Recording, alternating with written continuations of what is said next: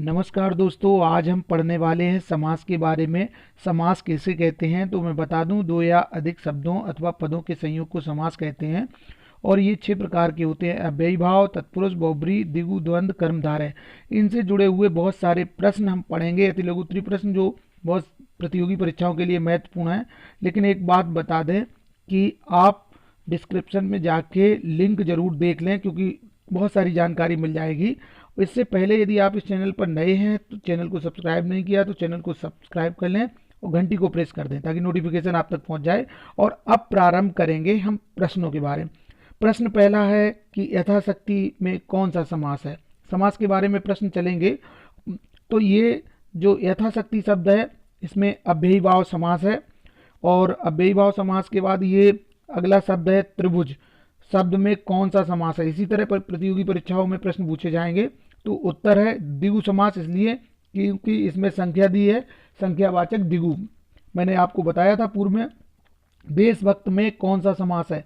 शब्द है देशभक्त, इसमें कौन सा समास है तो उत्तर है तत्पुरुष समास है। देशभक्त में तत्पुरुष समास है। और चतुर्भुज शब्द में कौन सा समास है। यहाँ पर थोड़ा कंफ्यूजन हो सकता है। चतुर्भुज मतलब 4 भुजाएं, यहाँ पर द्विगु सोच सकते हैं, लेकिन द्विगु नहीं होगा, बहुब्री होगा, क्योंकि ब्रह्मा जी भी चतुर्भुज हैं। तो यहाँ पर 2 अर्थ निकल रहे हैं, एक तो ब्रह्मा जी का भी और दूसरा 4 भुजाओं वाला। दही बड़ा शब्द में कौन सा समास है। दही बड़ा जो शब्द है उसमें तत्पुरुष समास है। दही बड़ा शब्द में कौन सा समास है तो दोस्तों दही बड़ा शब्द में तत्पुरुष समास है। आजकल शब्द में कौन सा समास है। मैं आपको बताता चलूं कि अभी जेल प्रहरी जो वैकेंसी आई है उसमें भी पूछे जाएंगे ये प्रश्न।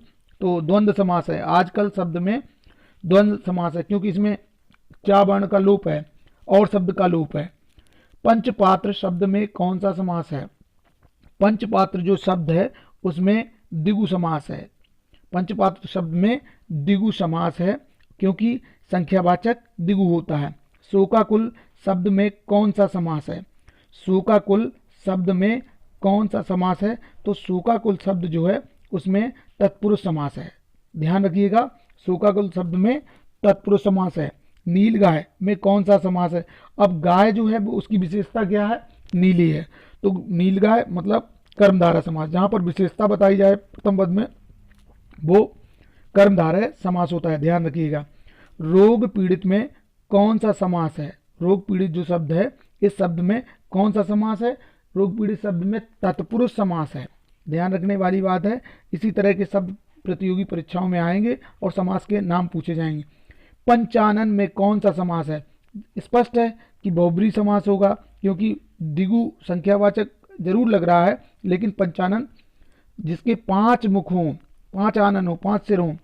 रसोई घर में कौन सा समास है। अगला जो शब्द है रसोई घर। रसोई घर में कौन सा समास है तो यहाँ पर भी तत्पुरुष समास होगा। रसोई घर में कौन सा समास है, तत्पुरुष समास है। एक बात और बताते चलें कि लोकनायक में कौन सा समास है। बात हो रही थी कि जो लिंक है वो शेयर की जाएगी, डिस्क्रिप्शन में जरूर देख ले ताकि समासों के बारे में बड़ी जानकारी मिल जाए। तो लोकनायक शब्द में कौन सा समास है, तत्पुरुष समास है। याद रखिएगा, लोकनायक शब्द में तत्पुरुष समास है। लौह पुरुष में कौन सा समास है। लौह मतलब विशेषता है पुरुष की, आयरन मैन है वो, तो विशेषता क्या है, लौह। तो यहाँ पर कर्मधारय समास होगा। मुंह तोड़ में कौन सा समास है। जो शब्द है मुंह तोड़ उसमें कौन सा समास है तो दोस्तों इस जो शब्द है मुंह तोड़ उसमें तत्पुरुष समास है। तत्पुरुष समास है। तत्पुरुष समास के प्रश्न सर्वाधिक पूछे जा रहे हैं। नीलकंठ में कौन सा समास है। नीलकंठ अर्थात जिसका नीलाकंठ, दूसरी तरफ नीलकंठ भगवान शिव को भी कहते हैं। तो यहाँ पर बहुब्री समास होगा। नीलकंठ में बहुब्री समास है, याद रखिएगा, पूछा जाता है। मृगनयन, मृगनयन शब्द है। मृगनयन में कौन सा समास है। कर्मधार है। नयन कैसे हैं, मृग के समान है, मतलब विशेषता बताएगी नेत्रों की। तो यहाँ पर भी कर्मधारय समास होगा। कृषि प्रधान में कौन सा समास है। कृषि प्रधान में कौन सा समास है तो दोस्तों यहाँ पर तत्पुरुष समास होगा। कृषि प्रधान में तत्पुरुष समास होगा। एक बार फिर से आग्रह है कि यदि आपने इस चैनल को सब्सक्राइब नहीं किया तो चैनल को सब्सक्राइब जरूर कर लें। दूध रोटी में कौन सा समास है? दूध रोटी, दूध और रोटी, मैंने बताया जहां और शब्द का लोप हो वहां पर द्वंद्व समास होता है। भूदान में कौन सा समास है? भूदान जो है इसमें तत्पुरुष समास है। भूदान में तत्पुरुष समास है, याद रखिएगा। भूदान आंदोलन किसने चलाया था? विनोबा भावे जी ने, और वही शब्द यहाँ पर आ गया। देश सेवा में कौन सा समास है? देश सेवा में भी कौन सा समास है? देश सेवा में पुनः मैं कहूँगा तत्पुरुष समास। ये जो ज़्यादातर प्रश्न आए शब्दों के जो पूछे जाते हैं प्रतियोगी परीक्षाओं में, तत्पुरुष समास से ज़्यादा पूछे जा रहे हैं ऐसा लग रहा है। दिनकर में कौन समास है? दिनकर किसे कहते हैं? दिनकर कहते हैं सूर्य को, लेकिन यहाँ पर दिनकर जो है, दिनकर शब्द में कौन सा समास है? तो तत्पुरुष समास है। दिनकर शब्द जो आया है उसमें। अब अगला प्रश्न है, शरणागत में कौन सा समास है? मैं आपको बता दूं, ये शब्द पूछे जाते हैं और इनमें समास के नाम पूछे जाते हैं, तो प्रतियोगी परीक्षाओं के लिए बहुत अच्छी तैयारी है, आप लोग करें। तो शरणागत में तत्पुरुष समास है, ध्यान रखिएगा। शरणागत शब्द जो है उसमें तत्पुरुष समास है। अब अजात शत्रु में कौन सा समास है? अजात शत्रु, जिसका कोई शत्रु ना हो। तो यहाँ पर दोहरा अर्थ निकल गया, एक राजा भी अजात शत्रु हुआ है। अजात शत्रु में बहुब्री समास है। अजात पंजाब में कौन सा समास है? अब पंजाब का आप जान सकते हो, पंजाब में 5 संख्या दी है ना, तो संख्यावाचक जहां पर संख्या आगे दी जाए और उसका कोई यूनिक अर्थ ना हो तो द्विगु समास होता है। तो यहाँ पर द्विगु समास, पंजाब में द्विगु समास होगा। श्रम साध्य में कौन सा समास है? श्रम साध्य में तत्पुरुष समास है। श्रम साध्य जो शब्द है उसमें तत्पुरुष समास होगा। मातृभाषा में कौन सा समास है?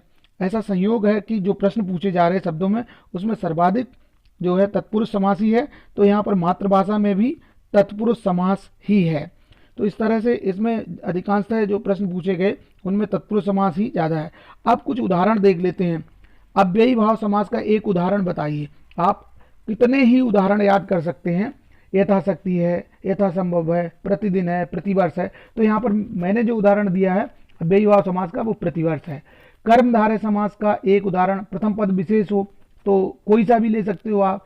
नीलकंठ है, पर्णकुटी है, नीलकंठ तो नहीं कहेंगे क्योंकि उसके 2 अर्थ निकल आएंगे, बोबरी हो जाएगा। लेकिन जैसे लाल पेंट है।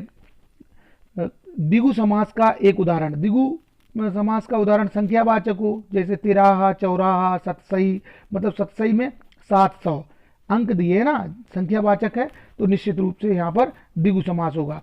द्वंद्व समास का एक उदाहरण, अब यहाँ पर देखो जहाँ पर जैसे राजा और रानी, देश और विदेश, यहाँ पर मैंने देश और विदेश उदाहरण ही दिया। तो इस तरह और शब्द का जो लोप हो, संस्कृत में कहें तो चा वर्ण का लोप होता है, चा का अर्थ होता है और। पीताम्बर में कौन सा समास है? अब पीताम्बर में कौन सा समास है? एक तो पीला है अंबर जिसका, और पीताम्बर धारण करने वाले कौन है?